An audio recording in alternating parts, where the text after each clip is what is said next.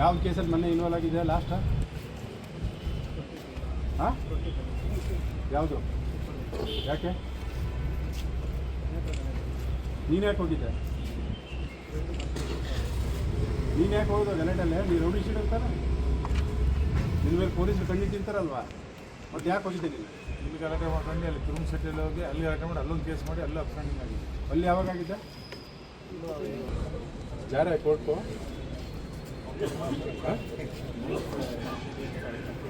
ಯಾಕೆ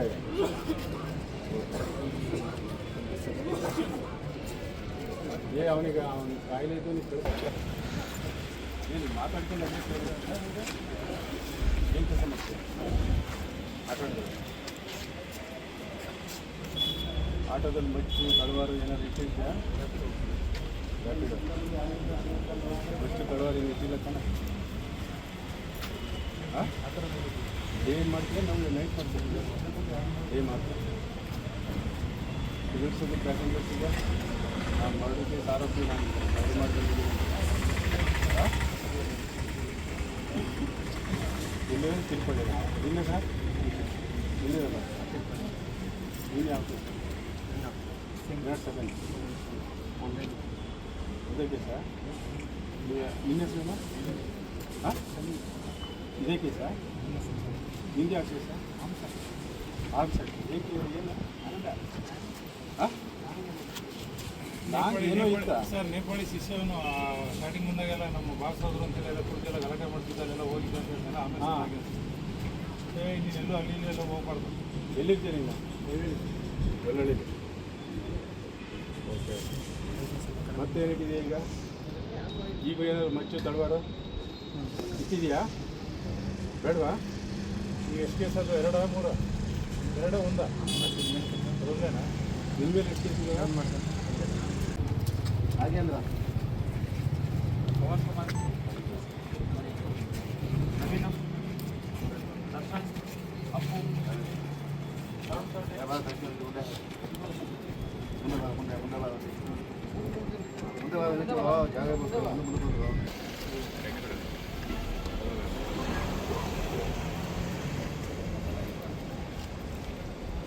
ಲಾಸ್ಟಿಗೆ ಒಂದು 2 ತಿಂಗಳು ಮುಂಚೆ ಗಲಾಟೆ ಮಾಡ್ಕೊಂಡಿದ್ದೆ.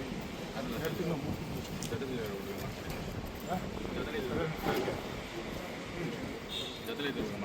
ಹಾಂ ಜೊತೆ ಏನು ನಿಮ್ಮ ಜೊತೆನೇ ಅವ್ರು ಇರಬಾರ್ದು. ಅವ್ರ ಜೊತೆ ಅಲ್ಲ, ನಿಮ್ಮ ಜೊತೆನೇ ಅವ್ರು ಇರಬಾರ್ದು. ಏನಾದ್ರು ನೋಡಿ, ಏನಾದ್ರು ಒಂದು ಸಣ್ಣ ಕಂಪ್ಲೇಂಟ್ ಮಾಡಿ ಅಬ್ಸರ್ವ್ ಮಾಡ್ತಾ ಇದ್ದೀನಿ. ಹಿಂದೆ ಇದೆ ತೋರಿಸ್ ಕೆಲಸ ಮಾಡ್ತಾರೆ.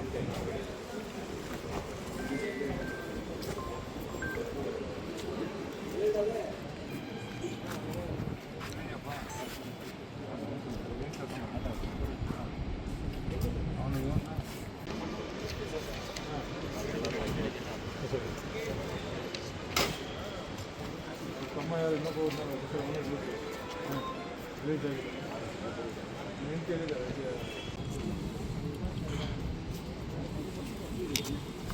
ಎಲ್ಲರದ್ದು ಮೊಬೈಲ್ ನಂಬರು ಕರೆಕ್ಟಾಗಿ ಕೊಟ್ಟಿರಬೇಕು ನೀವು.